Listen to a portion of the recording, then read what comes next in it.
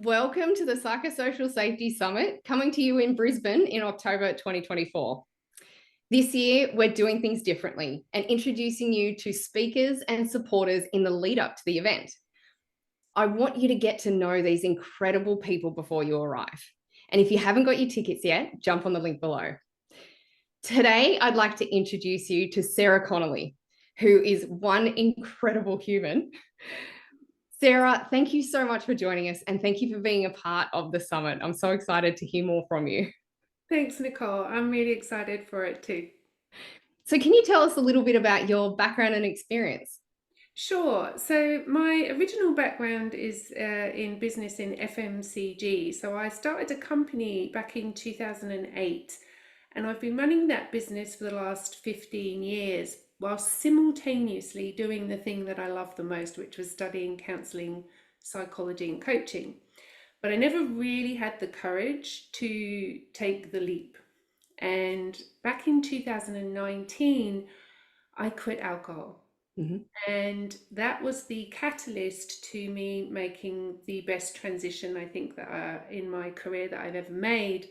I still have my company, my other company that's outsourced, and now I focus all my attention on coaching and helping people quit alcohol. Yeah. But I will say that the greatest experience that I believe I have to do this work is lived experience, being Mhm. somebody that removed alcohol. I was highly functioning, running a business from the outside looking in, everything seemed just fine. Mhm. But inside, I was really struggling. And so, navigating removing alcohol from my life, I believe, is probably one of my greatest credentials. Yeah. And it's something that's so ingrained in culture, isn't it? Like, as you were speaking, I go back to I quit alcohol as well. I actually did a detox, and when I went back to enjoy a drink, my body said we're not doing that anymore. Lucky. um, yeah, but before that, I would come home after a stressful day's work, and my husband would get me a glass of wine, Yeah. and I would use it to take the edge off or to, yeah, just kind of relax. And things are very different when you do quit, but it's such a big saying that is such a big thing in our society. And I know that you do things really differently in your business. So, can you share a little bit more about that? Yeah, so like you've just explained, when most people think about stopping drinking, they associate a lot of pain to doing that. It's like if I quit drinking, I mean, I've heard all the excuses. I had all the excuses myself. So, what I decided to do once I'd kind of done my own healing for a period of time was I loved not drinking. Like, as soon as I realized I didn't have to do it anymore and that all of the things that I was so worried about weren't actually true, I started to look at what else was out there because I really struggled to find relatable support. Mm. I really could not find anybody out there who seemed to be excited about being alcohol free. It was all very much, oh, I'm deprived, poor me, I can't drink. And I was feeling exactly the opposite. I was Mm. like, wow, I feel so great. And so I really focused on that as my motivation to remain alcohol free, but also as my angle for helping other people, which was you're not giving anything up. What you're actually doing is gaining, and you're not missing out. You're actually missing out if you drink. Mm. And so there was a massive paradigm shift for me first, which I then translate into my work. And now I work with people all over the world, mostly what we call high achievers, top business people, executives, professionals who have not been able to do it on their own, Mhm. which is completely normal. It's a very hard thing to do on your own, but they also haven't been able to find relatable support. So I run 70-day programs with groups, I do one-on-one coaching, and I'm just launching my 30-day corporate program, which is why I'm here with you to bring this work out into the corporate environment. Because offering people a choice as opposed to saying you can't do this or you should do this, because that tends to be what it is in Mm. companies. It's like you can't drink or you must drink in order to fit in, is here's an option to give people choice, because that historically in my experience has not been there. So that's what I'm up to in a Mm. nutshell. Yeah, and I found the benefit for me health-wise was incredible. Things really changed, and the money, the extra money is great too.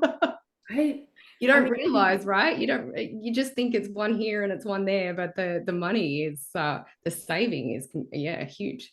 it's huge because it's not just the alcohol, Mm. it's the takeaway, the Ubers, sharing bills with people that drink way more than you. There's so much, if you're drinking, I know you're laughing at that. I've had that experience but I was probably the one getting the benefit from it. But you go out for dinner with people, and some people will plow through alcohol, but if you're involved in that, you're paying for it. Mm. Um, but yes, there's so many additional costs, not to mention, as you've brought up, obviously health, mental health, physical health. And that's one of the reasons why I think alcohol's had such good PR, is because a lot of the downsides are unquantifiable and insidious. Mm. Whereas all the upsides, the obvious fun and excitement, is very easy to talk about. So Yeah. And you kind of have shared a little bit about it, but what was the catalyst for starting your business? Did you want to share a little bit, dive a little bit more into that? sure. I mean, I originally started working for an organization in the US called the Alcohol Free Lifestyle, and I'm still involved with them. But that business is very US centered. And so there seemed at the time for me, probably 3 years ago now, an opportunity to have my own stuff here in Australia, which worked on Australian time zones. But I guess the real reason I started my business was because I finally found something that I love. Mm. I literally love doing this work. And so why not? It seems it seemed like the natural thing to do, because if you can get paid for doing something that you're really passionate about and you love, then so be it. And even as I say that, I'm actually feeling a bit emotional, because it took me 47 years to get to that point. I'm 50 now, but 47 years to find the thing that gets me out of bed in the morning and excited to do what I do. So Yeah. yeah. I love that. And there'll be people listening today who don't want to wait until the summit to talk to you. So what's the best way for them to reach out and chat with you? So it's just my website, sarahconnelly.com.au. There's links there where you can book in to chat to me, or you can just send me an email. I do have LinkedIn and social media links, which I think will be on Yeah. your information. But I'm also not massive on social media, Mhm. for a whole number of reasons. But website, email, best way to contact me. Perfect. And before we jump off, can you give us a little teaser on what you'll be talking about at the summit? No, it's totally confidential.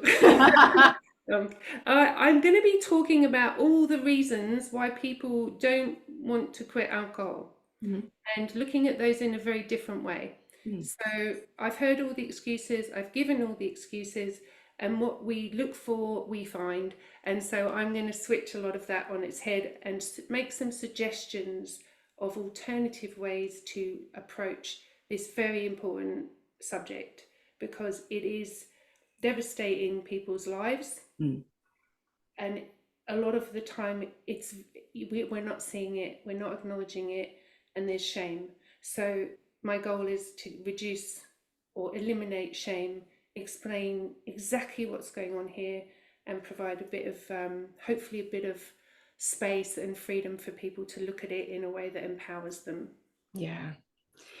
I'm so excited to hear more. And I've been speaking to a few people in the mining industry, the construction industry, in many industries actually, who are, fly in, fly out, they're long work days, they're stressful. It's part of that community, part of that society, part of issues when it comes to Christmas parties and offsites, and they're really struggling with how to manage it and how to support their team, because they really do care about their team, but having you must not do this, like what you were talking about earlier, here's the policy, you must not do this. they feel a bit stuck as well. So there's a lot of excitement about your session and the others. It's just an incredible summit, and I really appreciate you being a part of it and helping us create the agenda and the program that's going to be on offer. So thank you so much, Sarah. I can't wait to see you there. Thank you, Nicole, and thank you for creating this. It's wonderful. I'm really looking forward to it. You're welcome. Thank you. Thanks.